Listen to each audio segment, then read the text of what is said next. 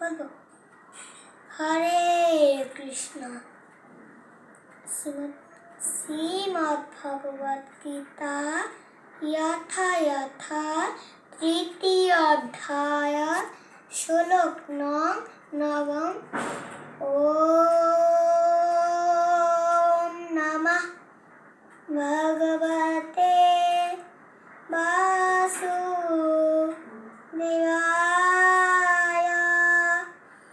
দেহিনাস্মিন যথা দেহে কৌমারম যৌবনম জরা তথা দেহান্তরঃ প্রাপ্তি ধীরঃ তত্র নাময়তি। আবার বলছি,